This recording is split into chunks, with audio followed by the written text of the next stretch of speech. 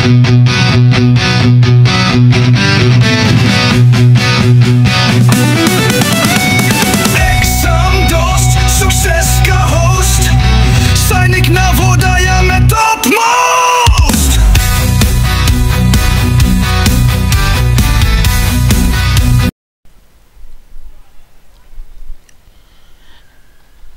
evening and welcome everybody to the first session on general knowledge. This topic particularly deals with science. Here the topic remains one of a very prominent topic because you will definitely get one question of general knowledge from this topic. यहाँ पर हमें general knowledge में एक question इस topic से ज़रूर पूछा जाता है और वो question क्या है वो आगे हम चल के डिस्कस करेंगे कि हमें किस तरह का क्वेश्चन पूछा जा सकता है। ये शीट पर्टिकुलरली बहुत ही इंपॉर्टेंट है तो आप इस शीट को ज़रूर रिवाइज करेंगे। इसके इंपॉर्टेंट पॉइंट्स मैं हाईलाइट करूंगा और आप इसको एक बार ज़रूर रिवाइज करेंगे। अब जैसा कि आप सामने देख रहे हैं पिक्चर में हमें अलग अलग तरह के डिशेस यहाँ पर बनाकर रखे हुए हैं और आप इसमें देख सकते हैं राइस है, दाल है, इसमें थोड़ा सा नॉन वेजिटेरियन है, एग्स है और इसमें फ़िश है, इसमें चिकन है, इसमें सैलड है। तो ये सारे ही जो फूड प्रोडक्ट्स हैं ये हमारे लिए इम्पॉर्टेंट हैं और अलग अलग फूड प्रोडक्ट्स को बनाने के लिए हम अलग अलग चीज़ों का यूज़ करते हैं। जैसे राइस बनाने के लिए हमें सिर्फ राइस और वाटर की ज़रूरत पड़ती है। उसी तरह रोटी बनाने के लिए हमें आटा और वाटर की ज़रूरत पड़ती है। दाल बनाने के लिए हमें पल्सेस चाहिए, हमें वाटर चाहिए, हमें सॉल्ट चाहिए, हमें ऑयल चाहिए, घी के साथ साथ हमें थोड़े स्पाइसेस भी चाहिए होते हैं। तो अलग अलग फूड प्रोडक्ट्स को बनाने के लिए हमें अलग अलग इंग्रेडिएंट्स की ज़रूरत पड़ती है। इसमें जो सबसे इम्पॉर्टेंट है वो राइस और वीट है। राइस हम लगभग रोज़ खाते हैं और वीट की चपाती या रोटी भी हम रोज़ खाते हैं। तो सबसे पहले हमें ये राइस और वीट कहाँ से मिलता है। राइस को हम बोलते हैं पैडी और वीट ये हमें फील्ड से मिलते हैं। जैसा आप यहाँ पर देख सकते हैं पिक्चर में कि this is a very large plantation, काफ़ी बड़ा इन्होंने बनाया हुआ है। इसे ये क्रॉप है, ये वीट का क्रॉप है और राइस का ये क्रॉप है। आप देख सकते हैं they are rose and rose of plants which give us these grains. तो हमें राइस और वीट कहाँ से मिलता है, हमें राइस फील्ड से और वीट के फील्ड्स होते हैं वहाँ से हमें ये राइस और वीट मिलता है। इसके अलावा और क्या क्या हमें प्रोडक्ट्स हैं, मिल्क हमें मिलता है एनिमल से, एग्स मिलते हैं एनिमल से और हमें मीट मिलता है, ये हमें एनिमल से हम लेते हैं।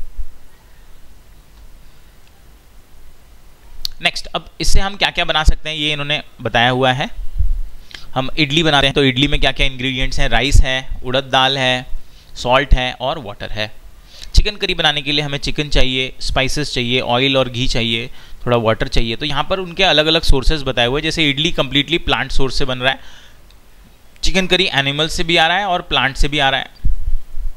इसी तरह अगर आप खीर बनाते हैं, जैसे मम्मी घर में खीर बनाती है तो मिल्क जो है वो एनिमल प्रोडक्ट है, राइस प्लांट प्रोडक्ट है और शुगर भी प्लांट ही प्रोडक्ट है, प्रोसेस करके बनाया जाता है शुगर केन से। तो हमने यहाँ पर ये चीज़ देखी कि मेजरली जो हमारा सोर्स है फूड इंग्रेडिएंट्स का वो बेसिकली प्लांट्स है। प्लांट से हमें ग्रेन्स मिलते हैं। ग्रेन्स में मोस्टली आप राइस और वीट को क्लासीफाई करते हैं। उससे हमें सीरियल्स मिलता है। सीरियल्स में कॉर्न आ जाता है, मिलेट आ जाते हैं, बाजरा आ जाता है, जौ आ जाता है, रागी आ जाता है। हमें वेजिटेबल्स भी प्लांट से मिलते हैं और फ्रूट्स भी हमें प्लांट से मिलते हैं जो हमारे फूड का मेन पार्ट है। एनिमल से हमें मिल्क मिलता है, मीट प्रोडक्ट्स मिलते हैं, एग्स मिलते हैं। अच्छा, मिल्क देने वाले मेजर हैं काऊ, गोट एंड बफेलो। ये हमें मिल्क प्रोवाइड करते हैं, they provide us milk. Milk and milk product इसको और प्रोसेस करके हम बटर बनाते हैं, क्रीम बनाते हैं, योगर्ट बनाते हैं, चीज़ बनाते हैं, दही बनाते हैं और इसको दुनिया भर में हम खाने के लिए यूज़ करते हैं। अभी एक प्लांट जो होता है it is the most important source of food. अभी कई ऐसे प्लांट्स होते हैं जिनकी हम लीव्स खाते हैं। फॉर एग्जाम्पल स्पिनिच, स्पिनिच की हम क्या खाते हैं, लीव्स खाते हैं। लेकिन हम कुछ प्लांट्स के फ्रूट्स भी खाते हैं। कुछ ऐसे प्लांट्स होते हैं जिसमें हम रूट्स को कंज्यूम करते हैं, स्टेम्स को कंज्यूम करते हैं, फ्लावर्स को कंज्यूम करते हैं। नाउ सम प्लांट्स, कुछ ऐसे प्लांट्स होते हैं विच हैज़ 2 और मोर एडिबल। एडिबल का मतलब होता है ईटेबल, जिसे खाया जा सके। कुछ ऐसे प्लांट्स होते हैं जिसके 2 से ज़्यादा पार्ट भी हम खा सकते हैं। फॉर एग्जाम्पल मस्टर्ड, मस्टर्ड की सीड से हम ऑयल लेते हैं, उसे सरसों का तेल हम लेते हैं और दूसरा उसकी लीव्स को हम वेजिटेबल की तरह भी हम खाते हैं। सरसों का हम साग बनाकर खाते हैं। हियर यहाँ पर हमने थोड़ा सा प्लांट के जो अलग अलग पार्ट्स हैं उसे थोड़ा एक्सप्लेन किया हुआ है। यहाँ पर फ्लावर है तो कुछ प्लांट्स के हम फ्लावर ईट खाते हैं, कुछ प्लांट्स के हम फ्रूट्स खाते हैं। कुछ प्लांट्स के हम स्टेम खाते हैं, लीफ खाते हैं। ये अपर जो पार्ट है जो ग्राउंड के ऊपर रहता है इसे शूट सिस्टम बोला जाता है, और ग्राउंड के नीचे वाले जो पार्ट होते हैं उसे हम रूट सिस्टम बोलते हैं। रूट सिस्टम में दो तरह के होते हैं, प्राइमरी रूट्स जो मेन रूट्स हैं, और उनके जो ब्रांचेस होते हैं उन्हें सेकेंडरी रूट बोला जाता है। This is the basic structure. और यहाँ पर देखिए, जहाँ पर ये प्लांट्स के जो पार्ट्स हो रहे हैं अलग अलग, इसे हम बोलते हैं नोड्स एंड इंटरनोड्स। नाउ कई बार आपने देखा होगा कि जब हम कुछ फूड्स को हम थोड़ा पानी में डालकर रखते हैं तो उनसे थोड़े से रूट लाइक एक्सटेंशंस निकल जाते हैं। A small white structure may have grown out of the seeds। कई बार अगर आप सीड्स को कई दिन तक रख दो या पानी में रख दो या कई दिन तक आप बाहर रख दो तो आप देखोगे कि उसमें कुछ वाइट एक्सटेंशंस निकल जाते हैं, रूट लाइक चीज़ें निकल जाती हैं। और जब ऐसा हो जाएगा तो हम बोल देंगे कि सीड्स क्या हो चुके हैं, स्प्राउटेड हो चुके हैं। ऐसे सीड्स को हम क्या बोलते हैं, वो स्प्राउट्स बन चुके हैं जब उसमें कुछ वाइट एक्सटेंशंस जैसा ये स्ट्रक्चर निकल जाए। तो ऐसा सभी ने घर में देखा होगा। नेक्स्ट एक इंपॉर्टेंट बात हमें यहाँ पर समझनी है, बीज। सभी जानते हैं बीज। अच्छा, बीज क्या करते हैं, बीज नेक्टार कलेक्ट करते हैं। अब नेक्टर क्या होता है, नेक्टर होता है sweet juices from flowers. Flowers का जो स्वीट जूस होता है उसे नेक्टार कहा जाता है। एग्जाम में क्वेश्चन पूछा जा सकता है, what is a nectar? Nectar is sweet juices from flowers. अभी तक ये क्वेश्चन नहीं आया है पर ये पूछा जा सकता है, क्योंकि कई लोग हो सकता है इसमें कंफ्यूज हैं कि नेक्टर क्या होता है। भाई वो स्वीट जूसेस फ्रॉम फ्लावर्स होता है।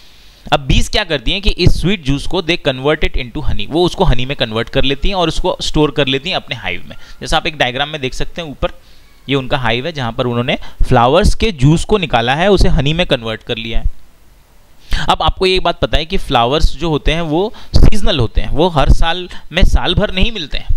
हर एक प्लांट के जो फ्लावर्स होते हैं वो एक ही पर्टिकुलर सीजन में निकलते हैं।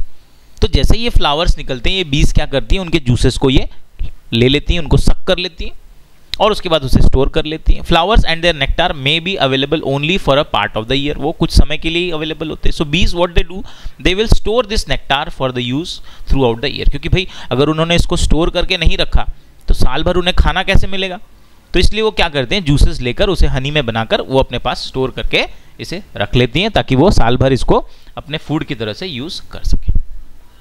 ईटिंग हैबिट्स जो होते हैं एनिमल्स के, उसके बेसिस पर उनको क्लासिफिकेशन किया गया है। क्या क्या क्लासिफिकेशन किया गया, animals which eat only plant और plant products are called herbivorous. ऐसे एनिमल्स जो सिर्फ प्लांट्स या प्लांट के प्रोडक्ट्स को कंज्यूम करेंगे, फ्रूट्स खाएंगे, फ्लावर्स खाएंगे, उन्हें हम बोलेंगे herbivorous. There are some animals which eat other animals. कुछ ऐसे एनिमल्स होते हैं जैसे लायन हो गया, टाइगर हो गया, वो दूसरे एनिमल्स को खाते हैं, वो प्लांट प्रोडक्ट्स को नहीं खाते, वो फ्लैश ईटिंग होते हैं। और ऐसे एनिमल्स को हम बोलते हैं carnivores. And the last in this is some animals which eat both plants and animals. कुछ ऐसे लोग होते हैं, कुछ ऐसे एनिमल्स हैं जो प्लांट्स भी खाते हैं, एनिमल्स भी खाते हैं, इसको हम ओमनीवोर्स बोलते हैं।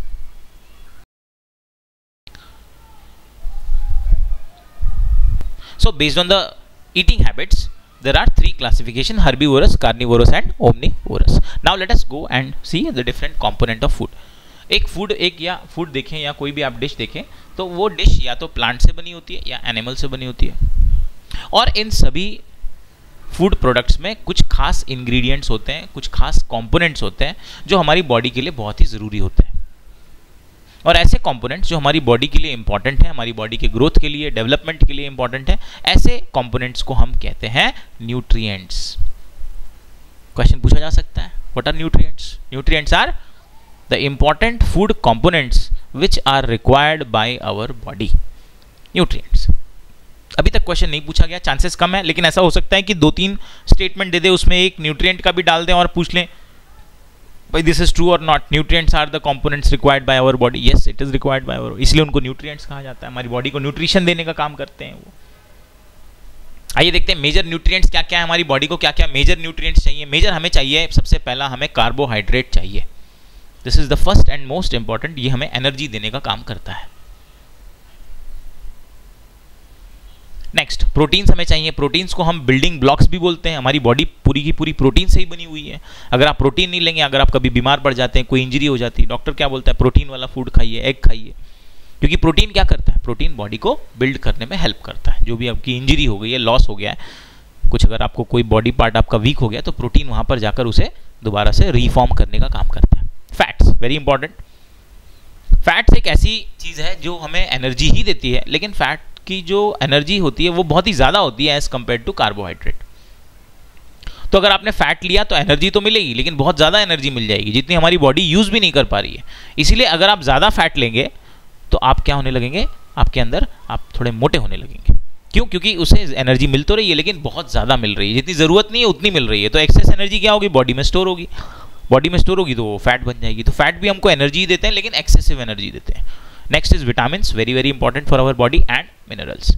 विटामिन और मिनरल हमें बहुत ही माइन्यूट क्वांटिटी में चाहिए। कार्बोहाइड्रेट, प्रोटीन और फैट भी हमें बहुत ज़्यादा नहीं चाहिए, एक फिक्स क्वांटिटी होती है, पर विटामिन और मिनरल हमें काफ़ी कम चाहिए। इसके अलावा food contains dietary fibres. Dietary fibres मतलब हम भाई हमेशा हम सैलड खाते हैं, हम हमेशा थोड़ा हम टोमेटो लेंगे, थोड़ा ऑनियन लेंगे, थोड़ा कुकुम्बर लेते हैं। इससे हमें क्या मिलता है, इससे हमारा जो फूड का डाइजेशन प्रोसेस है वो थोड़ा बेटर हो जाता है।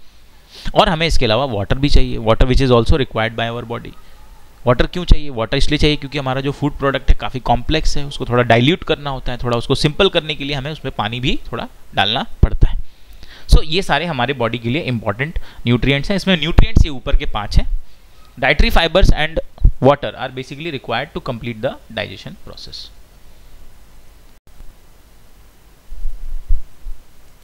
Now let us go ahead and understand these nutrients one by one.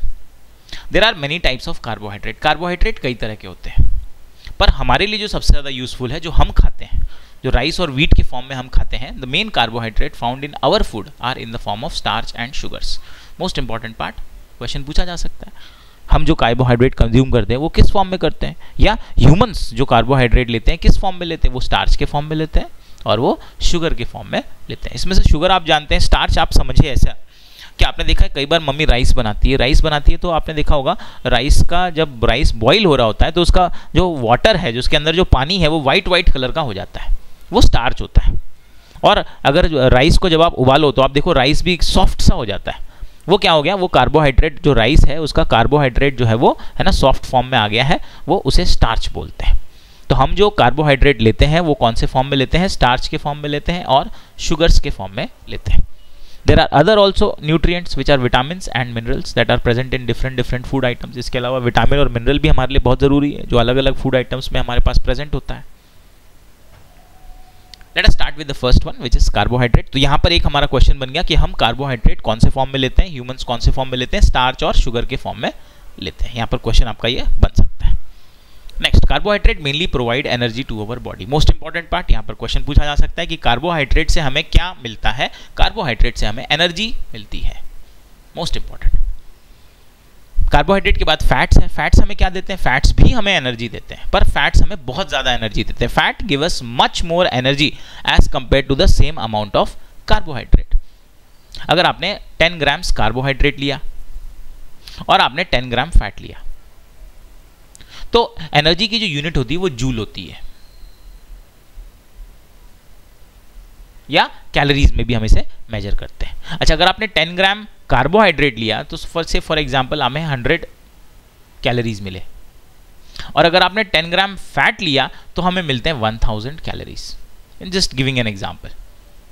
तो अभी एक्सेसिव एनर्जी हमारी बॉडी को एक्चुअल रिक्वायरमेंट कितनी है, 100 कैलोरी की है। तो अगर आपने फैट खाया तो 100 आपकी बॉडी यूज करेगी और 900 क्या हो जाएगा, आपकी बॉडी में जाकर स्टोर हो जाएगा, और इसी से क्या हो जाता है, हम थोड़े है ना अनहेल्दी होने लगेंगे, हम थोड़े मोटे होने लगेंगे। So that is why it is recommended कि आप फैट लें, पर आप बहुत ज़्यादा फैट ना लें, आप रिकमेंडेड क्वांटिटी में लें, आप बैलेंस्ड फॉर्म में ही फैट को लें। क्वेश्चन क्या बन सकता है, क्वेश्चन ये बन सकता है, carbohydrate and fat both give us energy, which gives us more energy. तो मोर एनर्जी हमें किससे मिलती है, फैट से ज़्यादा एनर्जी मिलती है। या फिर ये भी क्वेश्चन बन सकता है कि fat is giving us energy, then why it is recommended कि हमें ज़्यादा फैट नहीं लेना चाहिए। क्यों नहीं लेना चाहिए, क्योंकि इसलिए नहीं लेना चाहिए क्योंकि अगर बहुत ज़्यादा हम फैट लेंगे तो एक्सेस एनर्जी जो हमें मिल रही है वो हमारी बॉडी में स्टोर हो जाती है, जिससे हम मोटे हो सकते हैं, हमें मोटापा हो सकता है। उसके लिए एक टर्म है ओबेसिटी, बहुत ज़्यादा जो मोटे हो जाते हैं उनको ओबेसिटी बोला जाता है। Next, the most important part.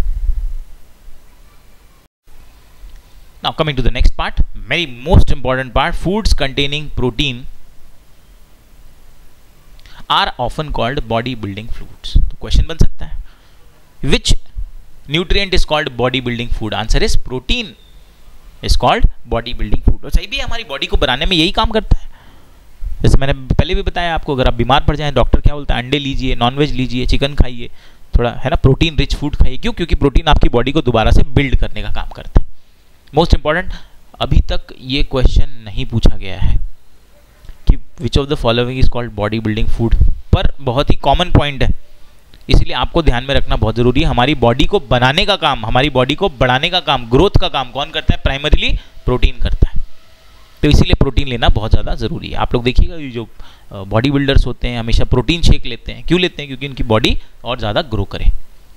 इसके अलावा vitamins they help in protecting our body against diseases. Question बन सकता है भाई what is the use of vitamin? Vitamin use is protecting our body against diseases. तो डिजीजेस से बचाने का काम हमें विटामिन करते हैं। Vitamin also help in keeping our eyes, bones, teeth and gums healthy. हमारे आईज के लिए इंपॉर्टेंट है, विटामिन ए हमें लेना चाहिए। हमारे बोन्स के लिए हमें विटामिन डी लेना चाहिए। टीथ और गम्स के हेल्थी रखने के लिए हमें विटामिन को कंज्यूम करना बहुत ज़्यादा ज़रूरी है। इसके अलावा विटामिन के कुछ इन्होंने इंपॉर्टेंट दिए। Vitamin are of different types and different names.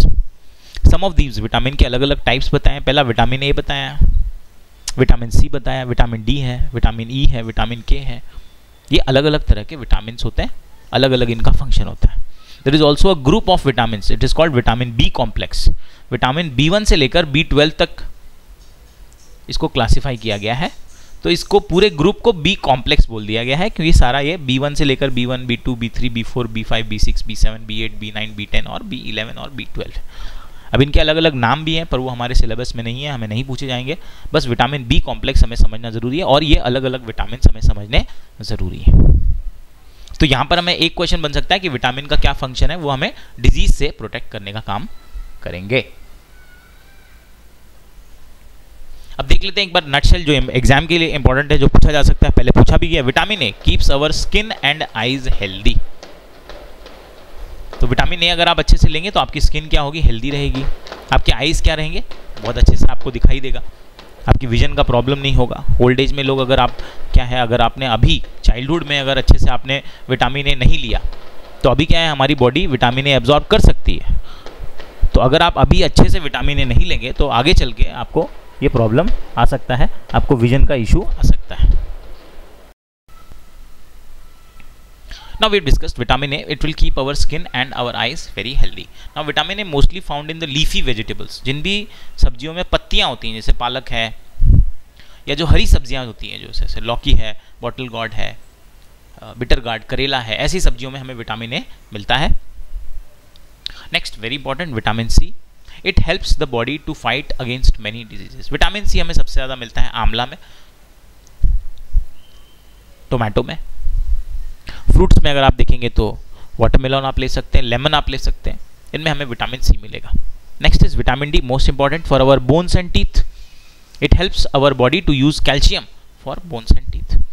तो हमें विटामिन डी से हमें जो कैल्शियम मिलेगा उससे हमें बोन्स और टीथ हमारे स्ट्रांग रहेंगे, और बोन्स एंड टीथ हमारे स्ट्रांग रहेंगे तो ही हम बहुत अच्छे से अपनी लाइफ को परफॉर्म कर सकते हैं। अगर हमारे बोन्स स्ट्रांग हैं तो हम जो चाहे वो कर सकते हैं, हम अच्छे एथलीट्स बन सकते हैं, हम इंडियन आर्मी में सर्व कर सकते हैं, हम जो भी काम करेंगे अच्छा। टीथ हमारे अच्छे रहेंगे तो हम किसी भी तरह का फूड डाइजेस्ट कर सकते हैं। So very important all these vitamin are.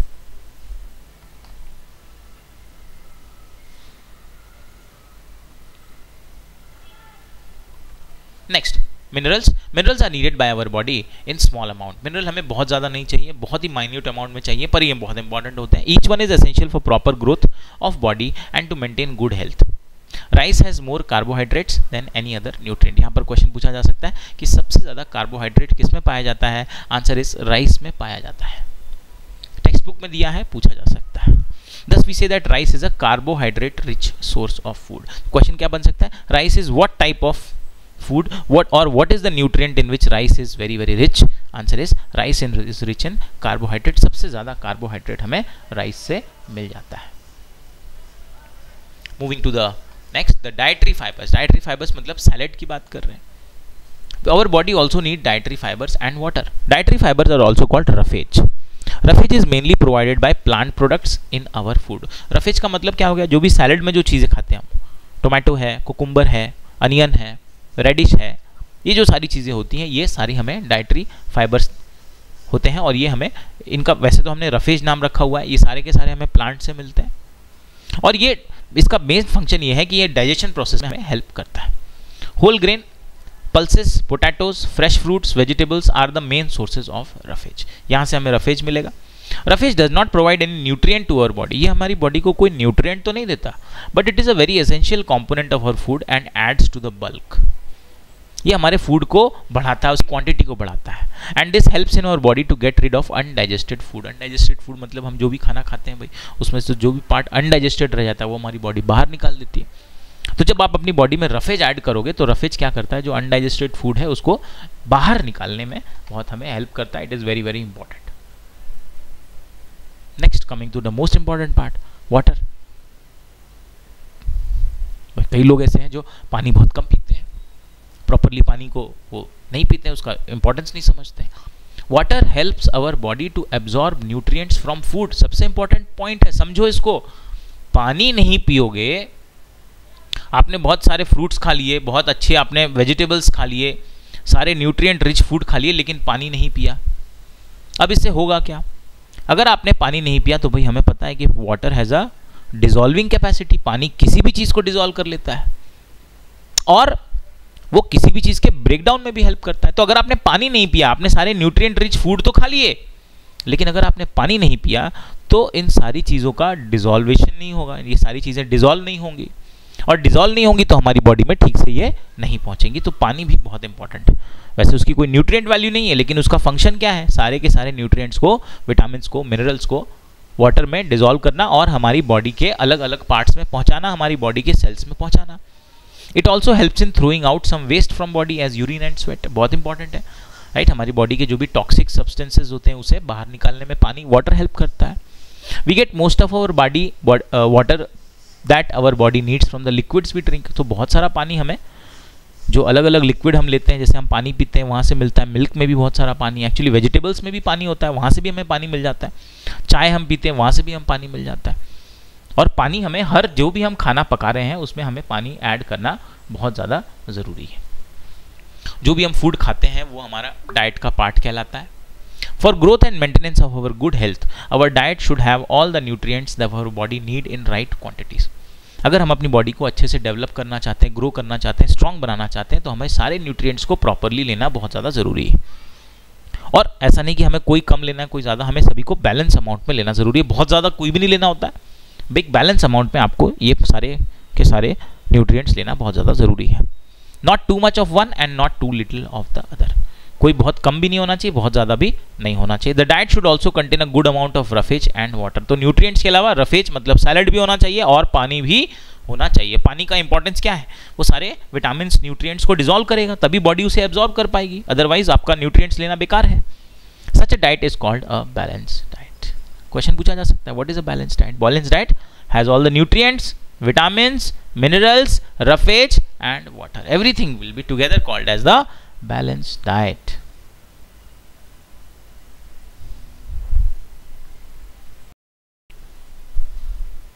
Moving further to the balanced diet which we can get from plants: pulses, groundnut, soybean, sprouted seeds. Sprouted seeds किसके? मूंग दाल के या बंगाल ग्राम जो चना होता है, काबुली चना बोलते हैं इसको.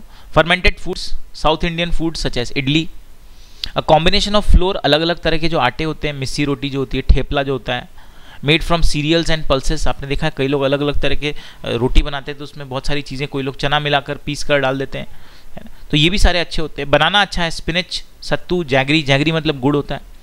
Available vegetables and other such food provide many nutrients. इनसे हमें सब तरह के न्यूट्रिएंट्स हमें मिल सकते हैं. कई लोग ऐसा बोलते हैं कि हाँ नॉनवेज खाना पड़ेगा, अंडे खाने पड़ेंगे, वहाँ से आपको प्रोटीन मिलेगा, पर हमें वेजिटेरियन फूड से भी कंप्लीट प्रोटीन मिलता है. But this is your personal choice, अगर आप लेना चाहते हैं आप ले सकते हैं, but should be very very careful about when you are taking them. No problem. वैसे भी हमारा जो इंडियन एग्रीकल्चरल सिस्टम है, जो हमारे भारत में जो वेजिटेरियन फूड मिलता है, हमारा कंट्री जो है वो प्राइमरीली वेजिटेरियन फूड से सारे के सारे न्यूट्रिएंट्स प्रोवाइड कर देता है.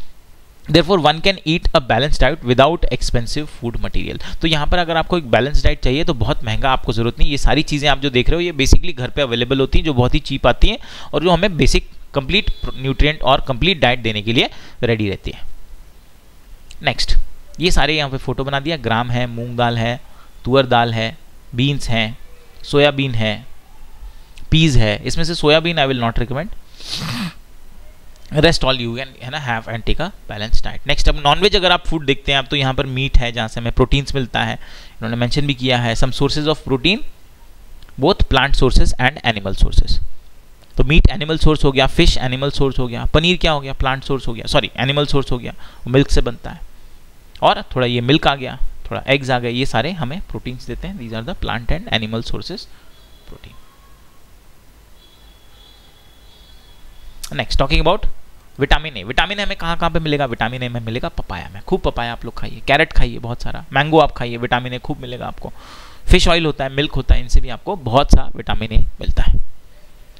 Next vitamin B. Vitamin B हमें मिलेगा वीट से, राइस से और लिवर से। ये लिवर थोड़ा, ये जो लोग नॉन वेजिटेरियन फूड खाते हैं उनके लिए हमें विटामिन बी इन सारे सोर्सेज से मिल जाएगा। Next vitamin C, most important. Vitamin C हमें ऑरेंज में मिलेगा, गुआवा में मिलेगा, टोमेटो में मिलेगा, ग्रीन चिली में मिलेगा, लेमन में मिलेगा, आंवला में मिलेगा। आंवला में सबसे ज़्यादा होता है, रोज़ आप कोशिश करिए जब सीजन हो तो रोज़ एक खाएं vitamin C. Next vitamin D, most important for our bones, teeth, egg से, लिवर से और फिश, बटर से, मिल्क से, ये सारा हमें विटामिन डी प्रोवाइड करेगा। नेक्स्ट कार्बोहाइड्रेट के कुछ सोर्स बताए हुए हैं। Sources of carbohydrate, sweet potato सभी जानते हैं भाई, potato, sugar cane, papaya, melon, watermelon, muskmelon, both mango, maize, bajra, millets हैं, राइस, वीट, इन सब से हमें कार्बोहाइड्रेट्स मिलते हैं जो हमारी बॉडी के लिए एनर्जी देने का काम करते हैं, बहुत इंपॉर्टेंट। Next fats. फैट्स हमें कहाँ कहाँ से मिलेंगे? फैट हमें मिलेंगे ग्राउंडनट, ये क्या है, आलमंड है, कैश्यू नट्स हैं, तिल है, नट्स हैं, मस्टर्ड ऑयल है, सनफ्लावर ऑयल है, कोकोनट ऑयल है, सोयाबीन, इससे हमें फैट्स मिलेंगे। प्लांट सोर्सेज क्या क्या है? मीट है, मिल्क है, घी है, बटर है, क्रीम है, एग्स हैं, ये सारे हमें फैट्स देने का काम करते हैं। Very important for our body, बहुत ज़्यादा एक्सेसिव आपको नहीं लेना है। Next most important point, vitamin D के बारे में एक बहुत अच्छा पॉइंट बताया हुआ है। Our body also prepares vitamin D, हमारी बॉडी खुद भी विटामिन डी बनाती है। कैसे बनाती है? In the presence of sunlight. इसलिए बोला जाता है कि भाई सुबह सुबह आप उठिए और सनलाइट में जाइए। सनलाइट से क्या होता है कि जब हमारी बॉडी मॉर्निंग वाली जो सनलाइट होती है जब उसे एब्जॉर्ब करती है तो हमारी बॉडी के अंदर एक इस तरह का एक प्रोसीजर है कि वो अगर अपने प्रॉपर न्यूट्रिएंट्स बॉडी को दिए तो विटामिन डी वो खुद ही बनाने लगेगा।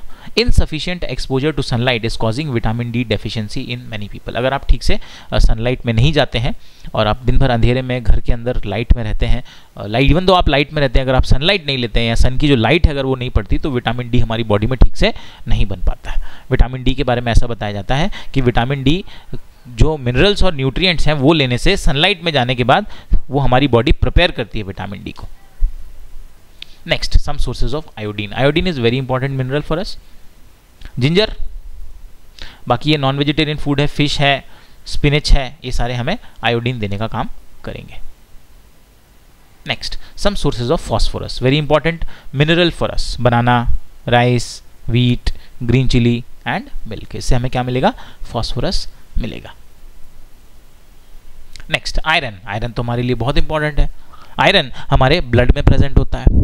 आयरन ब्लड फॉर्मेशन में भी बहुत हेल्प करता है। तो अगर आपके बॉडी के अंदर ब्लड अगर कम होगा, आयरन अगर कम होगा तो ब्लड कम हो जाएगा। ब्लड कम हो जाएगा तो आपकी एनर्जी ठीक से आप यूटिलाइज नहीं कर पाओगे। कहाँ पर है? स्पिनच में है सबसे ज़्यादा, एप्पल में है, मीट में है और ये गुआवा में है। Next sources of calcium. Calcium मतलब bones and teeth, eggs and milk. तो ये आप अच्छे से लिया करिए। इसमें एग्स आप ले सकते हैं ओकेजनली और मिल्क लेना बहुत ही ज़्यादा ज़रूरी होता है कैल्शियम के लिए। कैल्शियम हमारे बोन्स और टीथ के लिए बहुत ज़्यादा ज़रूरी है।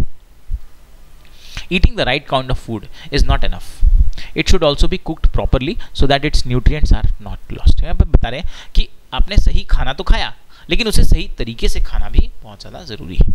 अगर आप ऐसा है पसंद करते हैं कि हाँ बहुत ज़्यादा मुझे फ्राई करके खाना है, बहुत ज़्यादा हीट में कुक करके खाना है, तो उससे भी क्या होता है अगर आप फूड को बहुत ज़्यादा कुक करो तो उसके न्यूट्रिएंट्स क्या होते हैं हीट की वजह से खत्म हो जाते हैं, किल हो जाते हैं, डेड हो जाते हैं। तो किसी भी फूड को बहुत ज़्यादा कुक नहीं करना है, बहुत ओवर कुक नहीं करना है, डीप फ्राई ऑयल में वगैरह नहीं करना है, अदरवाइज उनका क्या होगा कि जो न्यूट्रिएंट्स होंगे वो कुकिंग के प्रोसेस में खत्म हो जाते हैं।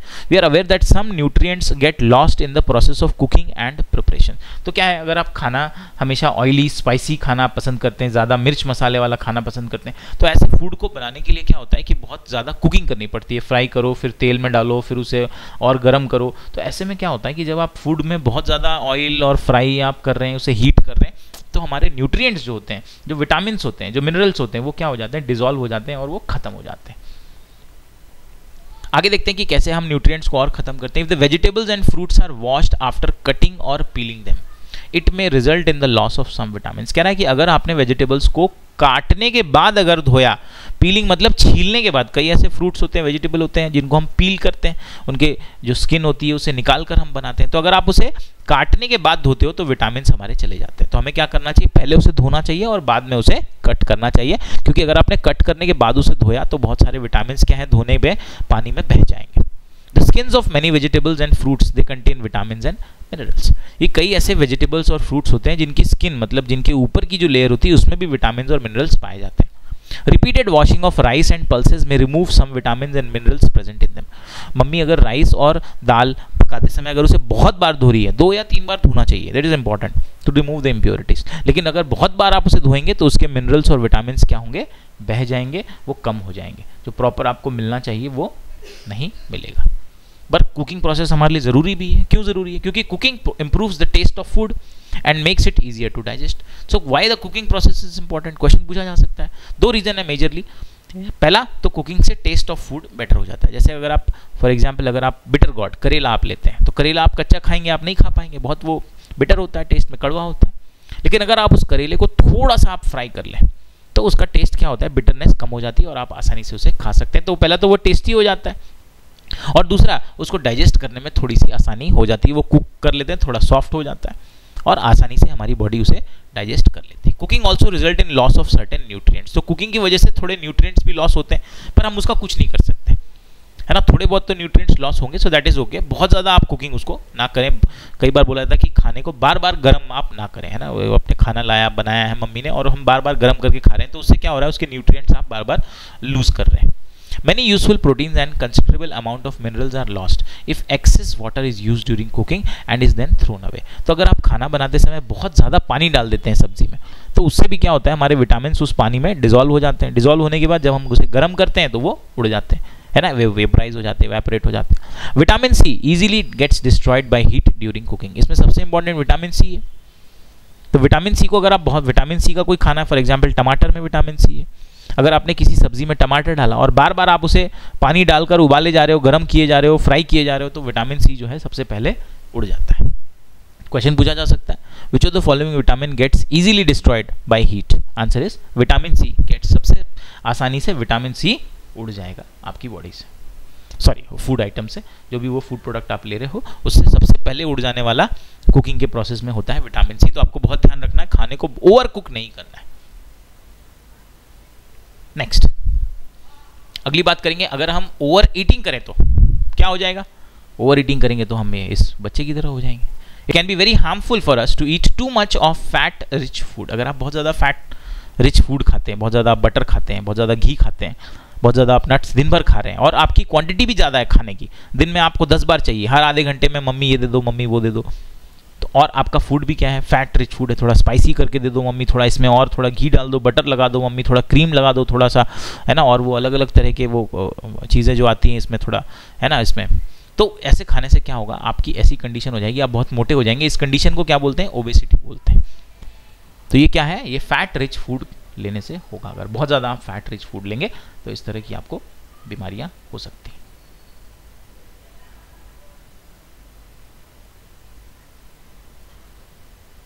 आगे बात करते हैं, ये तो हो गया ज़्यादा खाना। लेकिन अगर हमने कम लिया, a person may be getting enough food to eat but sometime the food may not contain a particular nutrient. तो अगर आप से फॉर एग्जांपल आपको हरी सब्जियां नहीं पसंद है, आप हरी सब्जियां नहीं खा रहे हैं, तो आपकी बॉडी में क्या हो जाएगी, हरी सब्जियों की कमी हो जाएगी। और अगर ओवर द टाइम आपने क्या खाया ही नहीं मुझे सब्जी खाना ही नहीं है, तो if this continue over a long period of time the person may suffer from its deficiency. Deficiency मतलब किसी चीज़ की कमी हो जाना। डेफिशिएंसी ऑफ वन और मोर न्यूट्रिएंट कैन कॉज डिजीजेज और डिसऑर्डर इन आवर बॉडी। अगर ऐसा आप चलता रहा कि हाँ नहीं मैं तो हरी सब्जी नहीं खाऊंगा, मैं तो पालक नहीं खाऊंगा, मैं तो दूध नहीं पीऊंगा, और बहुत समय तक अगर आपने ऐसे किया तो हमारी बॉडी के अंदर उस चीज़ की कमी हो जाएगी और हमें बीमारियां होंगी। Diseases that occur due to lack of nutrients over a long period are called deficiency diseases. Deficiency का मतलब होता है किसी चीज़ की कमी हो जाना। तो अगर आप बहुत समय तक कोई चीज़ आप न्यूट्रिएंट नहीं ले रहे हो, ग्रीन वेजिटेबल आप खा ही नहीं रहे हो, तो आपको क्या होगा, उसकी कमी हो जाएगी, और उसकी कमी से जो बीमारियां होंगी उसे हम बोलेंगे डेफिशिएंसी डिजीज। डेफिशिएंसी का मतलब कोई चीज कम हो जाना। If a person does not get enough proteins in his food for a long time it's likely to have, अगर बहुत लंबे समय तक आपको प्रोटीन ना मिले तो स्टंटेड ग्रोथ। स्टंटेड ग्रोथ मतलब हाइट नहीं बढ़ेगी। स्वेलिंग ऑफ फेस, आपका चेहरा क्या होगा, फूल जाएगा, स्वेलिंग आ जाएगी, सूज जाएगा। डिसकलरेशन ऑफ हेयर, आपके बाल क्या होने लगेंगे, सफेद होने लगेंगे। स्किन डिजीजेस होने लगेंगे, खुजली होगी। डायरिया, डायरिया मतलब क्या होगा, हमें उल्टी हो सकती है, लूज मोशन, इस तरह की सिचुएशन हमारी बन सकती है अगर हम ठीक से डाइट नहीं लेंगे, और खासकर यहाँ पर प्रोटीन की बात चल रही है। The diet is deficient in both carbohydrate and protein for a long period of time, the growth में स्टॉप कंप्लीटली। अगर आप कार्बोहाइड्रेट भी नहीं ले रहे हैं, प्रोटीन भी नहीं ले रहे हैं, आपकी ना तो हाइट बढ़ेगी, ना आपकी इंटेलिजेंस बढ़ेगी, ना आपकी बॉडी ग्रो करेगी। Such a person becomes very lean, lean मतलब बहुत पतला, and thin and so weak that he may not be able to move, वो चल भी नहीं पाएगा, फिर कुछ नहीं कर पाएगा, कोई बॉडी एक्शन नहीं हो पाएगा। अगर आप कार्बोहाइड्रेट और प्रोटीन नहीं लेते हैं तो आपकी बॉडी इतनी कमजोर हो जाएगी, आप चल भी नहीं पाएंगे।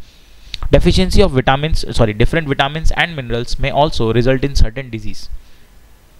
Now all these diseases can be prevented by taking balanced diet। आपको कोई एडिशनल दवाइयाँ लेने की ज़रूरत नहीं है, आप बस एक बैलेंस डाइट लीजिए और आपको ये सभी बीमारियों से आप दूर रहेंगे।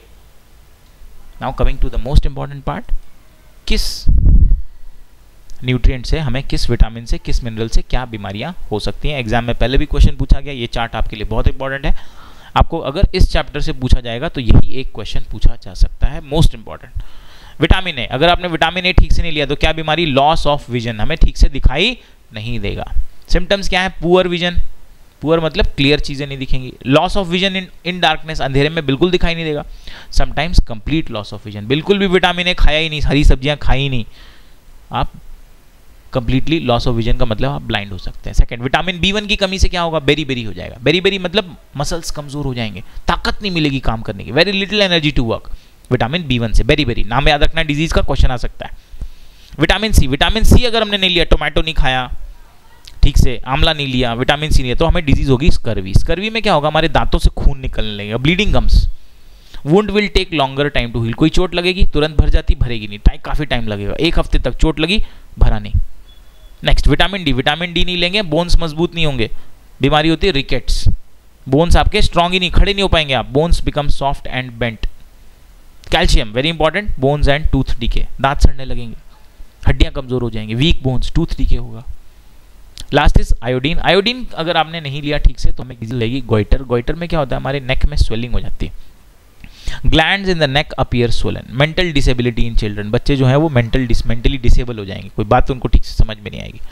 और आयरन की कमी से हमें हो जाएगा एनीमिया, बहुत इंपॉर्टेंट है, बहुत बार क्वेश्चन पूछा गया है एनीमिया के ऊपर कि भाई एनीमिया किस न्यूट्रिएंट की डेफिशिएंसी होता है, आंसर इज आयरन। तो उससे में क्या होगा, वीकनेस रहेगी, थकान रहेगी, दिन भर कोई काम करने का मन नहीं रहेगा, एक्टिवनेस नहीं आएगी बॉडी में। इस चार्ट पर हमें क्वेश्चन पूछा जा सकता है। फाइनल जब एग्जाम के पहले आप रिवाइज करें तो इस चार्ट को आप एक बार जरूर रिवाइज करके जाएं कि किससे क्या बीमारियां हो सकती हैं। इस चैप्टर में यही एक सबसे इंपॉर्टेंट चीज़ है।